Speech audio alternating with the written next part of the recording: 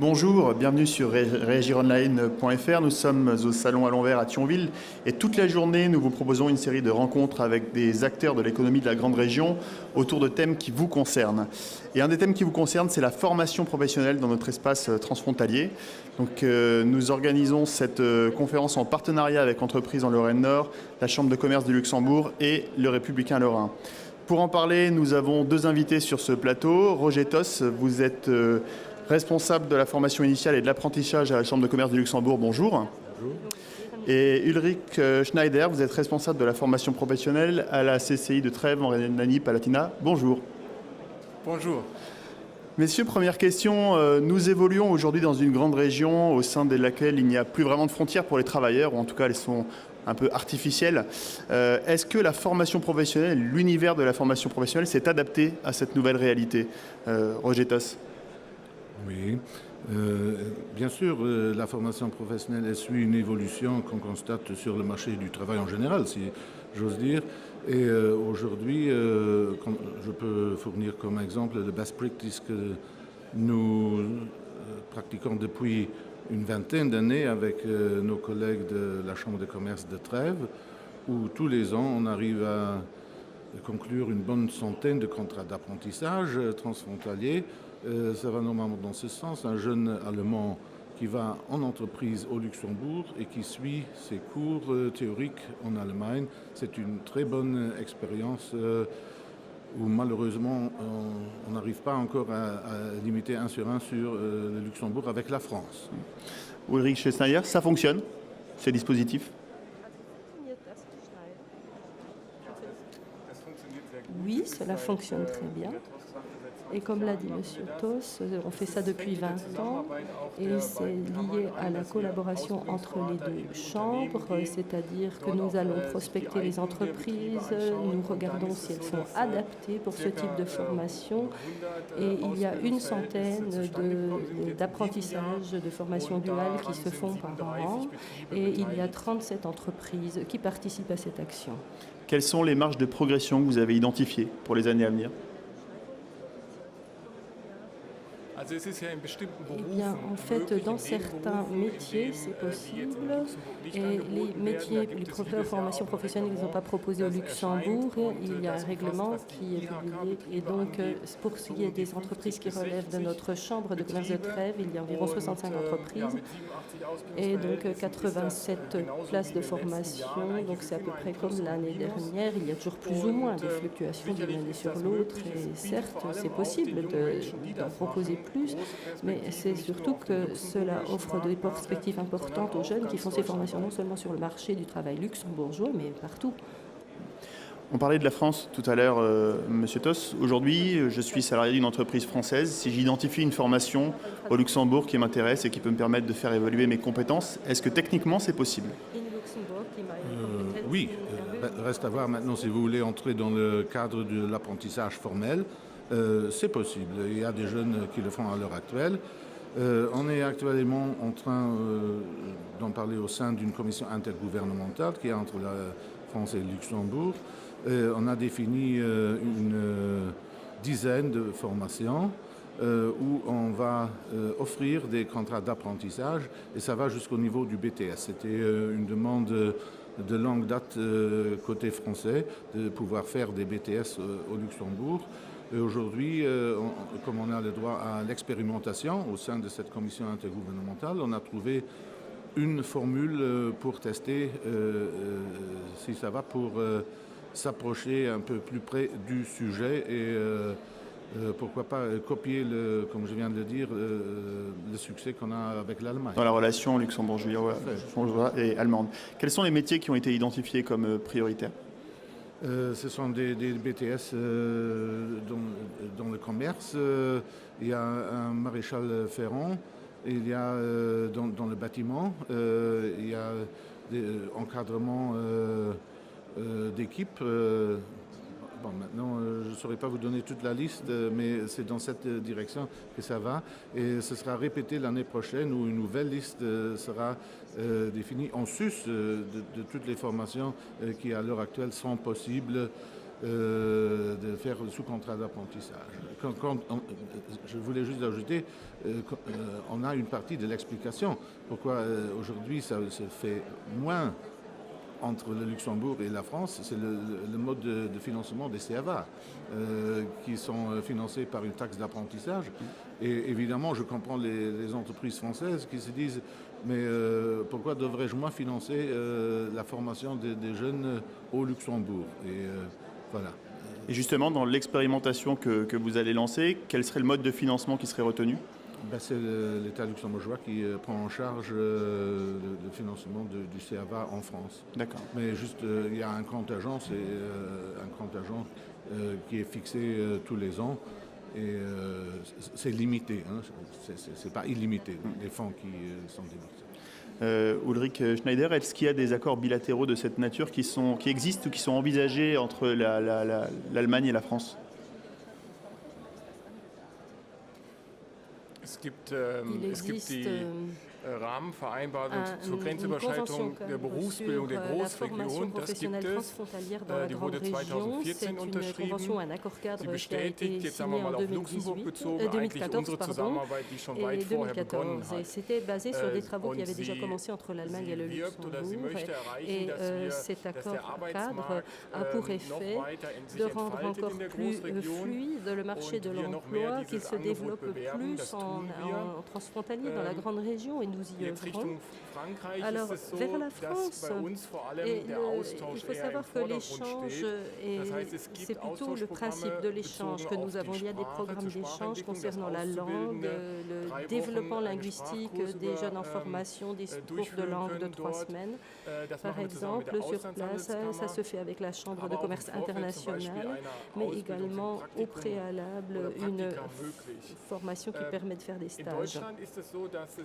En Allemagne, il y a jusqu'à un quart du temps passé dans la formation duale qui peut être passé à l'étranger. Et cette possibilité, elle est là, elle existe, mais il faut être bien réaliste, tous les jeunes n'y font pas appel, elle n'est pas encore utilisée à vaste échelle.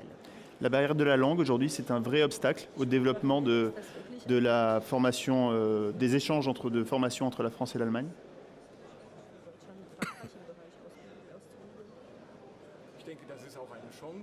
Je pense que c'est aussi une opportunité, car pour tous les jeunes en formation, c'est une possibilité qui s'offre à eux de se qualifier, y compris dans le domaine linguistique, de se perfectionner. À Trèves, nous avons bien sûr, compte tenu de la proximité, nous sommes plutôt axés vers le Luxembourg et c'est pour cela qu'on a ces possibilités de formation. Vers la France, c'est peut-être un petit peu différent, mais je conçois cela plutôt comme une opportunité, sachant que la distance est aussi un point dont il faut parler. Quand on prévoit les formations transfrontalières avec le Luxembourg, ce sont souvent de jeunes Allemands qui font ces formations dans des entreprises luxembourgeoises et pour la partie scolaire dans une Berufsschule, un centre d'apprentissage à Trèves. Il y a une quinzaine de personnes du Luxembourg, donc pas des nombres très importants. Pour parler de la formation tout au long de la vie des salariés au sein de leur entreprise même, quelles sont les différences de culture qu'il peut y avoir entre la France, le Luxembourg, l'Allemagne dans les entreprises? Est-ce que vous avez identifié ça? Je peux dire que nous, on constate que les salariés de tous nos pays frontaliers s'inscrivent et profitent de l'offre que nous avons au Grand-Duché. Hein. Il faut aussi souligner que tout ce qui est formation formelle, dans le système formel, comme un contrat d'apprentissage, la très grande majorité à l'heure actuelle sont déjà offerts et en langue allemande et en langue française, comme il faut quand même tenir compte des spécificités démographiques du Luxembourg. Aujourd'hui, l'offre de formation professionnelle dans l'espace de la grande région, vous estimez qu'il répond aux besoins? Ou est-ce que parfois il faut aller chercher un peu plus loin des formations qui n'existent pas sur notre territoire? Pour être honnête, c'est moins un problème de trouver la bonne formation, c'est plutôt aujourd'hui un problème de trouver les jeunes qui ont envie et qui ont les capacités de commencer une formation. Ça, Un problème qu'on constate, que nos collègues en Allemagne constatent en Belgique, où on a aussi des réactions de ce sens de nos collègues français.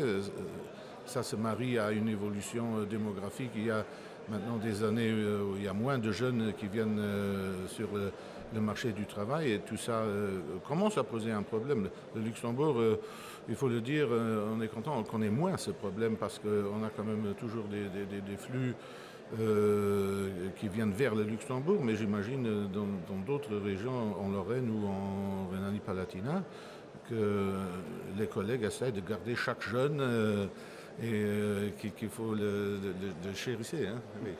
En Rhénanie-Palatinat, vous faites la même observation, c'est-à-dire que vous avez des formations, mais c'est difficile de trouver des jeunes qui s'y inscrivent?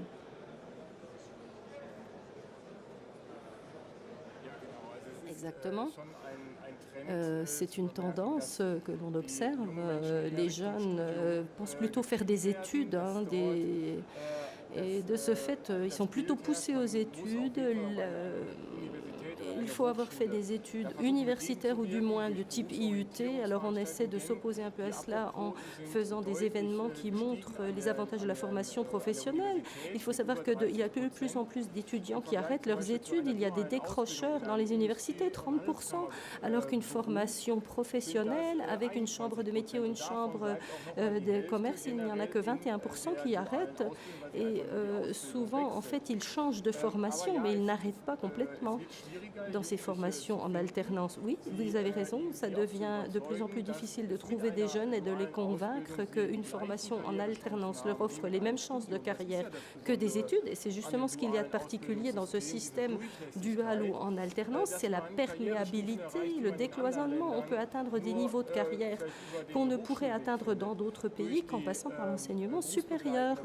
Et une formation professionnelle continue en même temps qu'on travaille, où on peut toujours faire des études après avoir fait une formation initiale en alternance. Et nous n'essayons pas seulement de convaincre les jeunes, ce qu'il faut convaincre surtout, c'est les parents. Est-ce que ce que nous attachons à faire, car ce sont souvent les premiers conseillers des jeunes, les parents. Quels sont aujourd'hui les métiers ou les secteurs d'activité qu'on pourrait qualifier en tension, c'est-à-dire qui ont du mal à trouver des jeunes qui rentrent dans ces métiers-là ou dans ces filières-là? Alors c'est surtout dans le domaine technique, plutôt le matériel, c'est-à-dire tout ce qui est usinage, mécanicien d'usinage, de tours, mais aussi dans l'hôtellerie-restauration. On a toujours le problème. Et on se rend compte que les grandes entreprises, celles qui sont bien établies, commencent elles-mêmes aussi à avoir des problèmes à recruter des jeunes. Et nous, en tant que Chambre de commerce et d'industrie, nous suggérons aussi aux entreprises de faire leur publicité, de mettre en avant leur qualité, leur offre de formation. Elles la font passer par les CCI, les chambres de commerce et d'industrie, mais elles peuvent aussi aller prospecter dans les écoles. Roger Tost, au Luxembourg, vous avez identifié les mêmes secteurs d'activité sur lesquels il y a un petit peu de tension? Tout à fait. Là où il y a le plus de tension, c'est malheureusement le secteur de l'industrie, un secteur qui est toujours porteur pour notre économie, et où malheureusement on ne trouve pas le nombre et la qualité des jeunes qu'on cherche. On peut dire oui, c'est explicable.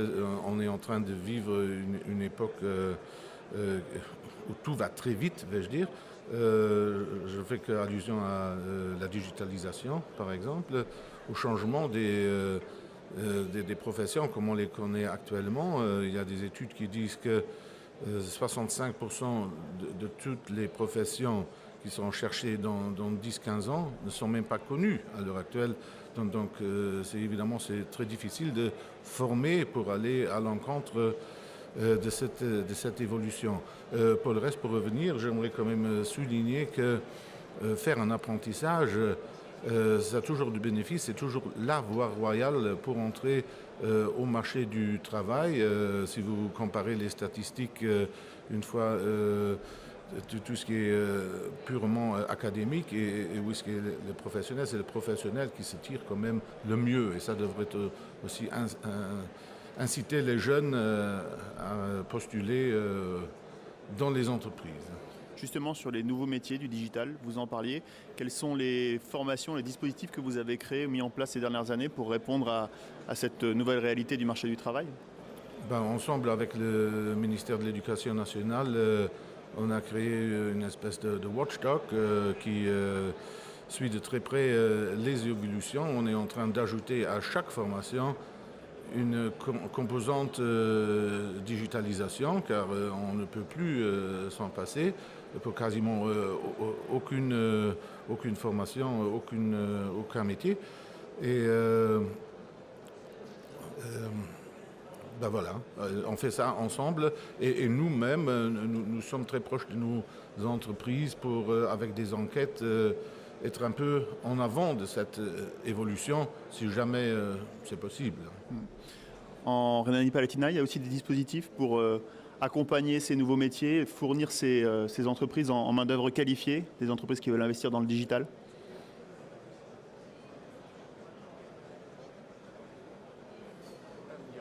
Oui, bien sûr. D'une part, je puis vous confirmer ce qu'a dit M. Toss, c'est-à-dire que par rapport au profil professionnel, on s'adapte aux nouvelles exigences du monde du travail. Et en Allemagne, ce n'est pas seulement en Rhénanie-Palatinat, mais en Allemagne. L'été prochain, on va créer une nouvelle formation ou la lancer. Ce sera donc quelqu'un qui est spécialisé en e-commerce, en commerce électronique. Donc on a déjà des gens qui sont formés pour le commerce de détail, mais avec une composante beaucoup plus axée sur le commerce en ligne pour tenir compte justement de la digitalisation croissante. D'un côté, mais de l'autre aussi, il faut plus développer les compétences en termes de médias chez les jeunes. D'une manière générale, il y a beaucoup d'actions qui sont menées, des actions de qualification que nous allons mener l'année prochaine et qui sont axées sur les jeunes en formation, mais aussi les enseignants dans les Berufsschule, l'équivalent de notre CFA, mais la partie uniquement théorique. Donc pour de nouvelles méthodes d'apprentissage et d'enseignants, parce qu'il faut que les élèves et les enseignants parlent le même langage, puisque les jeunes, eux, sont nés avec le numérique. Cette nouvelle formation, elle sera ouverte aux luxembourgeois, aux Français également.